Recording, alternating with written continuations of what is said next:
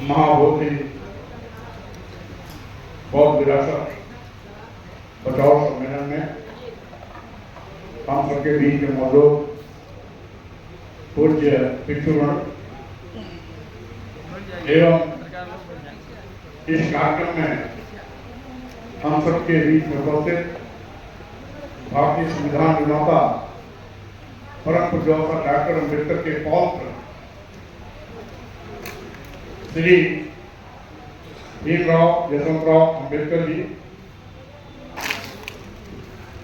साथ ही साथ हमारे बीच में उपस्थित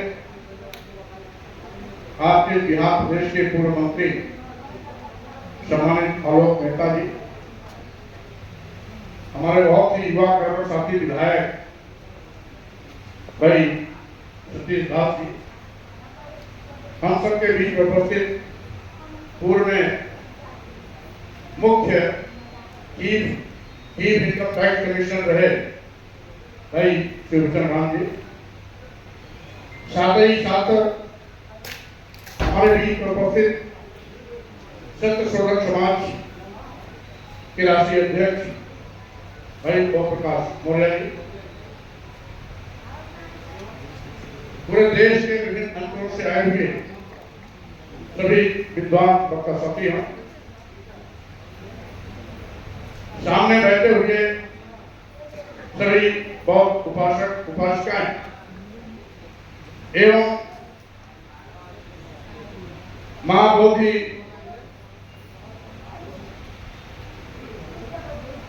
बुद्ध विहार को बचाने के लिए सभी संघर्षों के साथी हैं। साथियों, हमारे तमाम वक्ता साथियों ने तमाम बहुमूल्य सुझाव दिए, विशेष रूप से श्री शिवचंद्र राम जी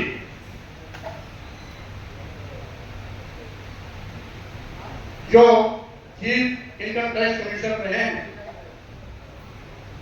जिन्होंने कई पुस्तकों का लेखन भी किया और संविधान की समीक्षा भी लिखी है और संवैधानिक विशिष्टताओं के साथ इस विषय पर अपनी बात भी रखी है, उसमें बहुत कुछ दम है। हमारे इस आयोजन मंडल के साथी हम समझते हैं इसकी गंभीरता को संज्ञान में लेते हुए अपने संघर्ष की मुख्य रणनीति के रूप में स्वीकार करेंगे। आज के इस आयोजन में पूज्य महंत सुरेंद्र जी ने जो एक बड़ी पहल की है, ऐतिहासिक पहल की है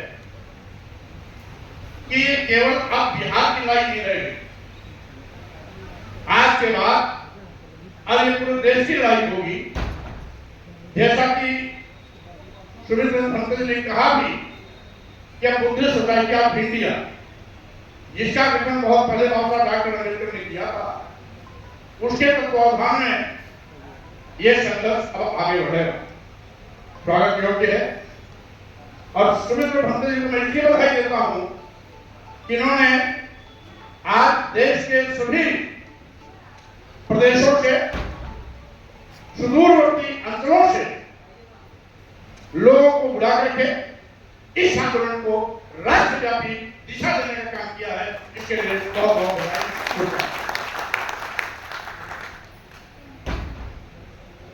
ये सही है।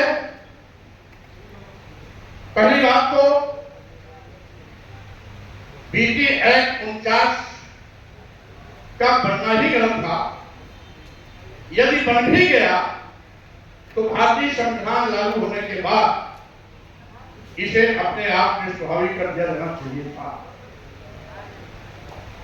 लेकिन ऐसा नहीं,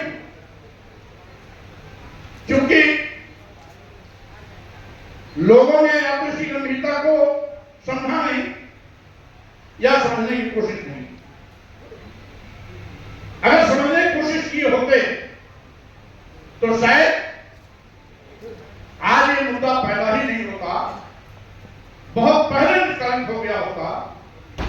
लेकिन आप जानते हैं यह पहली बार नहीं हो रहा। यहां तो बीटी एक्ट 50 का हवाला किया जा रहा, लेकिन इससे पहले भी यहां की जो यथार्थवादी ताकतें हैं, जिसको मनवादी व्यवस्था कहा जाता है, समय समय पर इस प्रकार से तमाम बौद्ध तीर्थ स्थलों को अतिक्रमण करके उसको हिंदू मठ घोषित करने का पाप पहले कर चुके हैं। मैंने ऐतिहासिक साक्ष्यों के साथ पूर्व में इसका उल्लेख भी किया कि बद्रीनाथ, केदारनाथ, जगन्नाथपुरी, तिरुपति बालाजी मंदिर, रामेश्वरम, ये सभी कभी बौद्ध मठ थे। ये सभी बौद्ध मठ थे। 11वीं 12वीं शताब्दी के बाद एक एक करके साजिश के तौर पर सभी बौद्ध मठों को हिंदू मंदिर में परिवर्तित किया गया। अभी तक जो सत्ता में बैठे हुए लोग या मनवादी व्यवस्था के पोषक हैं, उनकी किस नजर इस महाबोधि विहार पर भी है। इसलिए हमको बढ़ाइए इधर माननीय उच्च न्यायालय, माननीय सर्वोच्च न्यायालय के माध्यम से इसकी मजबूत पैरवी होनी चाहिए, जिससे कि समय रहते हम अपनी इस धरोहर को सुरक्षित रख सकें। आप जानते हैं चला यह महाबोधि विहार सम्राट अशोक ने बनवाई। यह भी पूरा दुनिया जानता है तथागत बुद्ध को इसी बोध गया की धरती पर ज्ञान प्राप्त हुआ। अगर तथागत बुद्ध को इस बोध गया में ज्ञान प्राप्त हुआ था, महाबोधि बुद्ध विहार सम्राट अशोक ने बनवाई थी, तो हिंदू और हिंदू पुजारी कहां से बीच में आ जाता। जब ये इसमें कहीं भी दूर रहकर हिंदुओं का कुछ है भी नहीं, तो हिंदू पुजारी की हिस्सेदारी क्यों? और जितने भी इनके हिंदू मठ मंदिर हैं, क्या उसमें किसी अन्य धर्म के किसी पुजारी का दखल है क्या? जितने भी इनके मंदिर हैं, अगर अयोध्या के राम मंदिर में हिंदू के अलावा कोई बौद्ध, इस्लाम, ईसाई, सिख धर्म का धर्मावलंबी उस मैनेजमेंट में नहीं है, तो महाबोधि विहार में क्यों? तो महाबोधि विहार में क्यों? जबकि भारतीय संविधान का अनुच्छेद 15 और 51 के इस बात की स्पष्ट व्याख्या करता है कि धर्म, वर्ण, जाति, जन्मस्थान और क्षेत्र के आधार पर जहां किसी के साथ कोई भेदभाव नहीं होगा, वहीं पर अनुच्छेद 25 के अंतर्गत किसी के धर्म में कोई दखल नहीं देगा। इस बात की स्पष्ट व्याख्या, अगर इस बात की स्पष्ट व्याख्या है, तो इस बौद्ध जो विश्व का सबसे बहुचर्चित तीर्थ स्थल है महाबोधि विहार, जिसे सम्राट अशोक ने बनवाया और तथागत बुद्ध ने जहां पर प्रमाण प्राप्त किया, ऐसी विश्व प्रसिद्ध बौद्ध तीर्थ स्थल पर विवाद क्यों? हिंदू पुजारियों को मैनेजमेंट में प्रवेश क्यों? या बौद्ध धर्म में हिंदू धर्मावलंबियों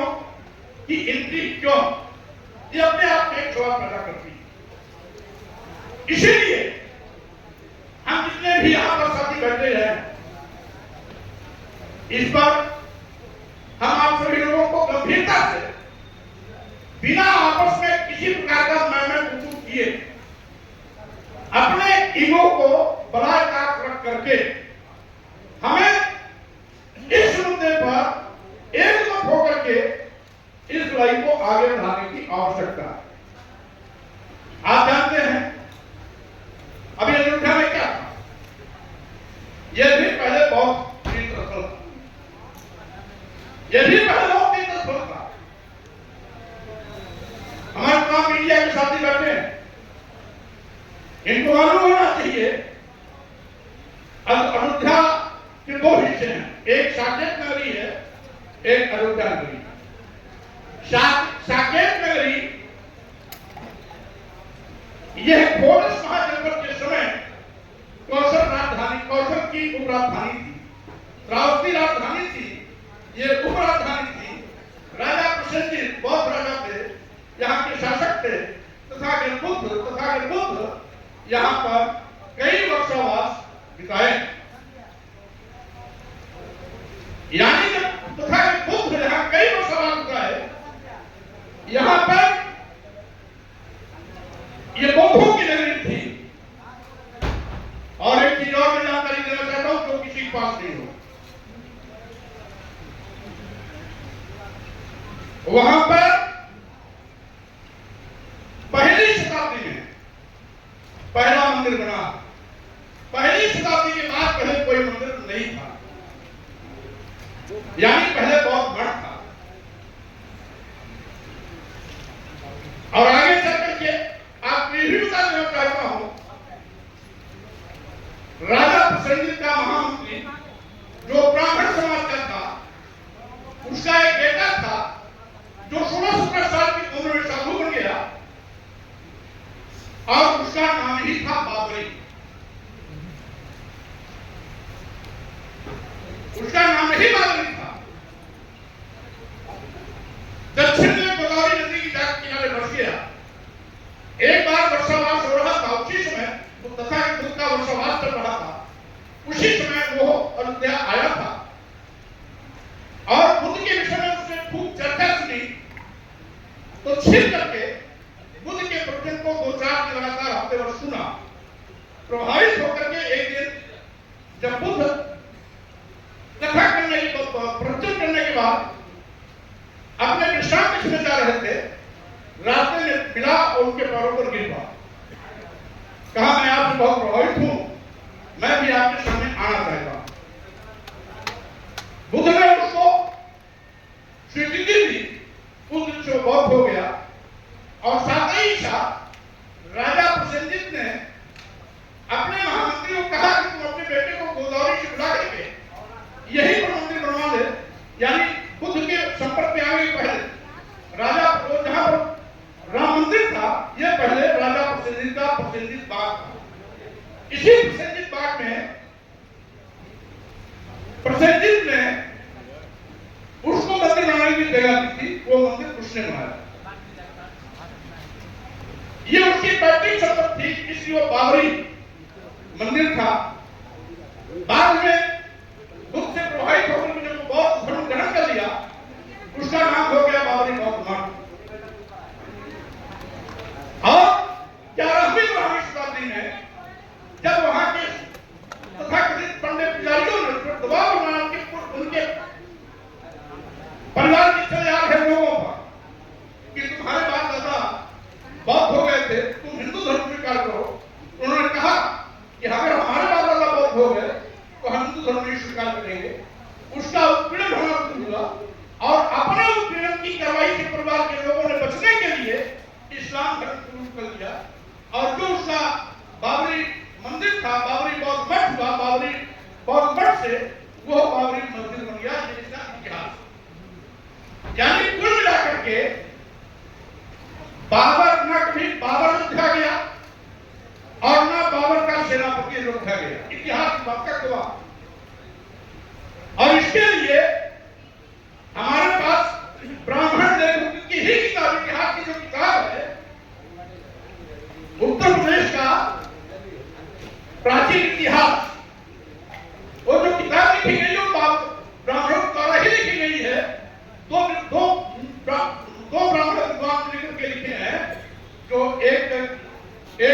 प्रोफेसर था और एक यूनिवर्सिटी वाइस चांसलर। लेकिन झूठ की कहानी कहने वाले लोग ऐसा झूठ गढ़े कि बाबरी मंदिर को तोड़ करके बाबर ने मस्जिद बना दिया, इसलिए हमारा, जबकि वो सही मायने में वो बौद्ध मठ था, मंदिर जरूर बना था, लेकिन जिसने बनवाया था वो बौद्ध धर्म ग्रहण कर लिया, उसी में वो बौद्ध वंदना करने लगा, बौद्ध मठ के रूप में इस्तेमाल करने लगा, और उसी की ही पीढ़ी जब इस्लाम धर्म खुली तो उसी में नमाज पढ़ने लगा। यानी उसमें कोई तोड़फोड़ नहीं हुआ। समय समय पर धर्म परिवर्तन के साथ साथ वो मस्जिद से बौद्ध मठ बना और बौद्ध मठ से मंदिर बना, ये है कहानी। लेकिन नगरी है वो बौद्ध।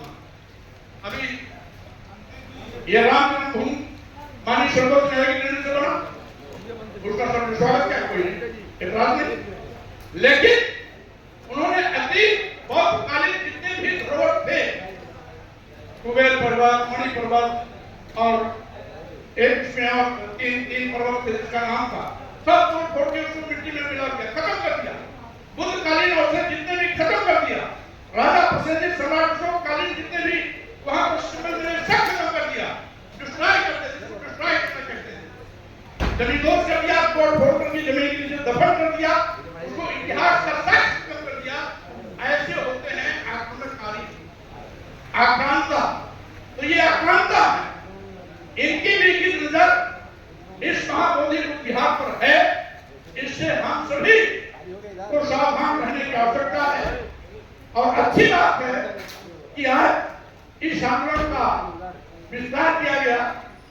राष्ट्रीय स्तर पर इस आंदोलन को खड़ा करने की कोशिश हमारे इस कार्यक्रम के आयोजक सुमित गुप्ता भट्टे जी कर रहे हैं, उनको मैं साधुवाद करता हूं। और साथ ही साथ इसकी लड़ाई केवल एक तरफा नहीं, न्यायपालिका से तो होगी, लेकिन समय समय पर आपको अपना आक्रोश भी जन आंदोलन के माध्यम से सड़क पर दिखाना होगा। जन आंदोलन भी होगा, माननीय उच्च न्यायालय, माननीय सर्वोच्च न्यायालय का भी सहारा लिया जाएगा। हमें अपने इस गौरवशाली ऐतिहासिक बौद्ध तीर्थस्थल को बचाने के लिए लड़ाई में किसी प्रकार की कोई कमी नहीं रहनी चाहिए, इस बात को सुनिश्चित करना। और साथ ही साथ शायद हम बहुत पहले से गए होते, तो हो सकता है आज जो जटिल परिस्थिति पैदा हुई नहीं हो। यहां से पिछले 30-32 सालों से पिछले वर्ग के ही मुख्यमंत्री, शायद न हमने उनको कभी अप्रोच किया, न उनको हम कन्विंस करने की कोशिश की है, न इसकी गंभीरता को उनसे जताने की कोशिश की। हमें खुशी है यहां आलोक मेहता जी बैठे हैं। आलोक मेहता जी बैठे हैं, मेरा अनुरोध है कि आप क्योंकि राजद के संस्थापक लोगों में से रहे हैं, लालू जी यूनिवर्सिटी से बात करके इसको प्रमुखता से समझाने की कोशिश करेंगे कि किसी भी तरीके से बीटी एक्ट का रखना चाहिए। अगर शासकीय असर से हट जाता है तो जन आंदोलन और न्यायपालिका जाने की आवश्यकता नहीं पड़ेगी। जहां तक रही बात, शायद पहले जी को भी समझाया गया होगा तो ये भी समझ जाते। अब तो समझाने के बावजूद भी नहीं समझेंगे, क्योंकि ऐसी मुट्ठी में फंसे हुए हैं कि ना इधर होकर के आ सकते हैं ना उधर जा सकते हैं। इसलिए नीतीश जी से उम्मीद हम आप नहीं कर सकते। लेकिन यदि किसी का उनके पास आना जाना है, संबंध अच्छा है, तो प्रयास करने में कोई बुराई नहीं है, प्रयास करनी चाहिए।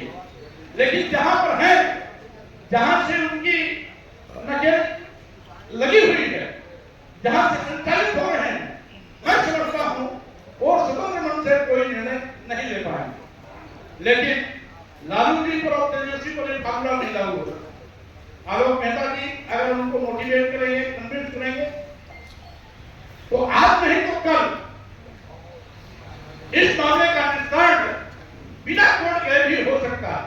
यद्यपि कोर्ट जाना जरूरी इसलिए है जिससे कि यह पहले कुछ नकारात्मक कार्रवाई हो जाए, उसके पहले हम उस पर तैयारी कर लें, रोक लगाने की तैयारी कर लें, आगे न्याय का रास्ता खुला रहे। इसलिए हमें वो भी प्रयास करना है, बातचीत का भी प्रयास करना है, जन आंदोलन का भी सहारा लेना है, माननीय उच्च न्यायालय सर्वोच्च न्यायालय का भी सहारा लेना है। इसी के साथ ही आज बड़ी विडंबना ये है, हम कहने के लिए तो 90 कहते हैं, लेकिन 90 अगर हम हैं तो 90 की कसौटी पर हम खड़े कभी नहीं उतरते। अगर हम सही मायने में 90 हैं तो 8% 10% वाले की सरकार कहते हैं। अगर सही में हम 90 हैं तो नीचे से ऊपर तक सत्ता में भी आपको रहना चाहिए। इसका मतलब है हम कहीं न कहीं यूज होते हैं, हमारे ही लोग जाकर के इनको ताकत देते हैं, और साथ ही साथ ये 90% लोगों में ही जो कट्टर हिंदुत्व हो रहा है वही पूरे नाश का जड़ है। जबकि सही मायने में हिंदू धर्म नाम का कोई धर्म नहीं।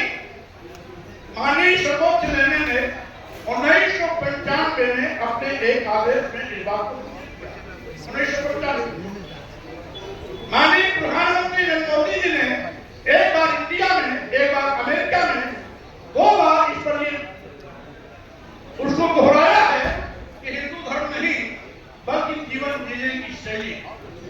इसी बात को आश्रम प्रमुख मोहन भागवत जी ने भी कहा है। एक बार मणिपुर मेघालय में था, मणिपुरिया मेघालय, और एक बार नागपुर में। 2 बार आश्रम प्रमुख भी कहे हैं हिंदू धर्म नाम का कोई धर्म नहीं, ये एक जीवन शैली है। यही नहीं, करीब 8-9 महीना पहले भाजपा के पूर्व राष्ट्रीय अध्यक्ष परिवहन केंद्रीय मंत्री गडकरी जी ने भी एक मीडिया कॉन्क्लेव में इस बात को स्वीकारा है कि हिंदू धर्म नहीं, ये एक जीवन जीने की कला है। और साथ ही साथ अगर ये हिंदू धर्म होता ही तो आज सनातन हिंदू धर्म कहने वाले लोग आज इसको सनातन कहना क्यों शुरू कर दिए? जबकि सनातन शब्द को तथा उद्धार किया हुआ है।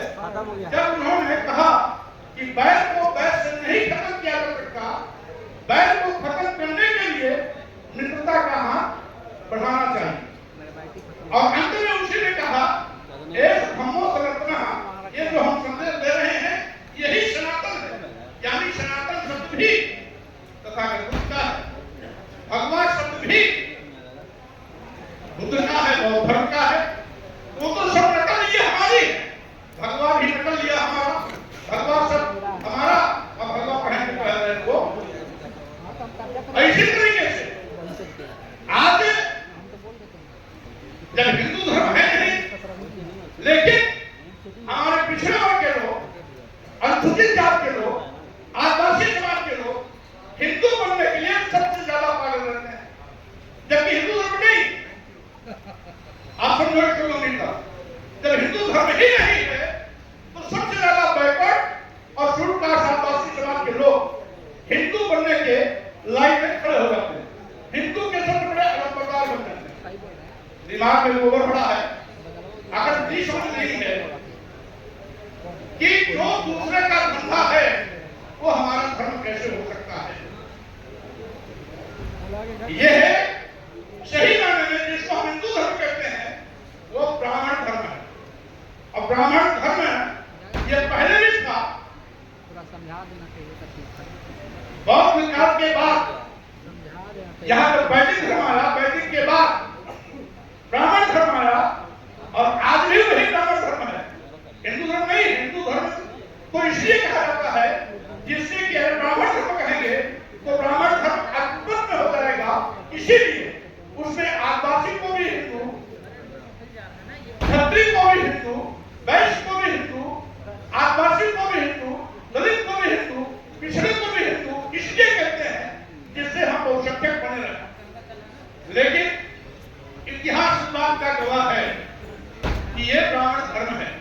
अगर सही मायने में मान लिया जाए हम हिंदू हैं, अगर सही मायने में मान लिया जाए हम हिंदू हैं, अगर हिंदू हैं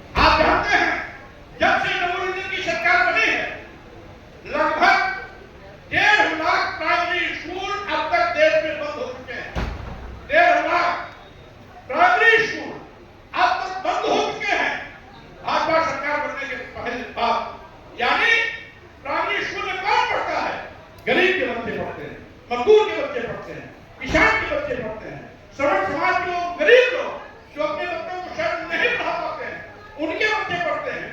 और साथ ही साथ गांव का किसान बच्चा अपना पढ़ता है। आज स्कूल बंद हुए रहे होंगे, 1.5 लाख तो बंद हो चुके हैं। उत्तर प्रदेश में 27,000 स्कूल बंद होने जा रहे हैं। इसी प्रकार से हर प्रदेश हो रहा। आखिर सही मायने में हम हिंदू हैं तो हिंदुओं के कल्याण के लिए, बेहतरी के लिए काम करना चाहिए, या उनकी शिक्षा को खत्म कर देना चाहिए, उनके आरक्षण को खत्म कर देना चाहिए, उनकी सुविधाओं को खत्म कर देना चाहिए, उनकी नौकरी को खत्म कर देना चाहिए? क्या यही न्याय है? क्या बाबा साहब डॉक्टर अम्बेडकर ने SC ST OBC शूद्र के नाम पर जो सैकड़ों साल तक धन धर्म शिक्षा सम्मान से वंचित था, वो लोगों के बराबर खड़ा हो सके, इसलिए प्रतिनिधित्व का कानून बनाया। प्रतिनिधित्व दिलाने के लिए ही उन्होंने आरक्षण की व्यवस्था की। हमारे अंदर प्रतिभा कमी नहीं, हम किसी पर मुहताज नहीं, क्योंकि आज जो परीक्षा परिणाम आ रहे हैं SC ST OBC के परीक्षार्थियों का नंबर सामान्य श्रेणी के छात्रों और प्रतियोगियों से ज्यादा आ रहा। तो सरकार क्या कर रही है? नॉट काउंटेबल कह करके हमें रोकने की कोशिश कर रही है। यानी हम सामान्य मेरिट से ज्यादा अंक पाने के बावजूद भी नॉट काउंटेबल के तहत बाहर कर दिए जाते हैं। क्या यही हिंदू की परिभाषा? क्या यही हिंदू हम हैं? इसीलिए हम हिंदू हैं कि हमारे साथ न्याय हो। हमको नॉट काउंटेबल कह करके हमारी प्रतिभा को मिट्टी में मिला दिया जाए, हमारे अवसर को खत्म कर दिया जाए, हमारी स्कूली शिक्षा को खत्म कर दिया जाए, और महंगी शिक्षा के माध्यम से उच्च शिक्षा से वंचित किया जाए। ये सारे मुद्दों पर हमारे जितने भी बुद्धिजीवी हैं, इनको चर्चा के माध्यम से आम लोगों तक ले जाने की आवश्यकता है। SC ST OBC हिंदू जाल में फंस करके अपने ही बेटे बेटी का आरक्षण खत्म करा रहा है, अपने ही बेटे बेटियों को नॉट काउंटेबल कह करके अपने प्रमुख के ओर से बाहर कर रहा है, और भाजपा का साथ देकर के अपने ही बेटे बेटियों को स्कूली शिक्षा से वंचित कर रहा है, उच्च शिक्षा से वंचित कर रहा है, नौकरियों से वंचित कर रहा है। उसको इस बात का एहसास होना चाहिए। आज वो अगर एहसास कर लेगा तो स्वाभाविक रूप से वो जहां पर है वहां से हट करके अपनी जमात में आ जाएगा, और जब अपनी जमात में आ जाएगा तो आपकी लड़ाई भी आसान होगी। क्योंकि अभी बहुत से मुद्दा साथी हैं, इसलिए हमने इस पर थोड़ा सा लाइन इसलिए डेवलप किया जिससे कि हमारे बुद्धिजीवी लोग भी कहने के लिए तो PhD डिलीट है, कहने के लिए IAS IPS है, कहने के लिए जज और डॉक्टर भी हैं, लेकिन वो किताबी कीड़ा के बाहर किताबी कीड़ा के रह जाते हैं। वो बुद्ध ने जो कहा था, अपदीपो भाव, अपना ज्ञान अपना प्रकाश आपको स्वयं हो। यानी ये तभी संभव है जब अच्छे बुरे में अंतर करने की क्षमता होगी। अगर अच्छे बुरे में अंतर करने की क्षमता होगी तभी ये समझ आपके अंदर पैदा होगी, तभी आप अपदीपो भाव का अर्थ समझ पाएंगे, और साथ ही साथ अपने भविष्य का निर्माण भी कर पाएंगे। लेकिन हम अपदीपो भाव तो कहते हैं, अपना प्रकाश बनने की कोशिश नहीं करते हैं, क्योंकि हम जिस व्यवस्था में फंसे हैं वो कहते हैं मानो, जानने की कोशिश मत करो। बुद्ध का दर्शन क्या है? बुद्ध कहते हैं पहले जानो तब मानो। लेकिन मनवादी क्या कहता है? जानने की कोशिश मत करो, तर्क मत करो, दिमाग मत लगाओ, मैं जो कह रहा हूं मानो। ये दोनों में मूलभूत अंतर है। अब बुद्ध कहते नहीं पहले जानो। उन्होंने ये भी कहा कोई चीज इसलिए मत मान लो किसी बड़ी धर्मग्रंथ में लिखी गई है, कोई चीज इसलिए मत मानो किसी बहुत बड़े महापुरुष ने कह दिया, कोई चीज इसलिए मत मानो कि आपने परंपरा के रूप से करते हो चले आए। बल्कि उन्होंने ये भी कहा आप मेरी ही बात मत मानो, बल्कि मेरी भी कही गई बात को, किसी सुनी हुई बात को, किसी पढ़ी हुई बात को, और किसी की परंपरा से किंवदंती के रूप में चली आ रही बात को अपने दिमाग की कसौटी पर कसो। अगर वो विश्व कल्याण के लिए हो, मानवता के कल्याण के लिए हो, मानो। अगर मानव कल्याण के लिए नहीं है तो उसे मत मानो। ये खुद ने कहा था। आज आवश्यकता है सबको सामने लाने की। आज आवश्यकता है बुद्ध की बात को जो जानो तब मानो, जानो तब मानो। जब इस फॉर्मूले पर हमारा समाज चलेगा, यानी SC ST OBC के लोग चलेंगे, तो शायद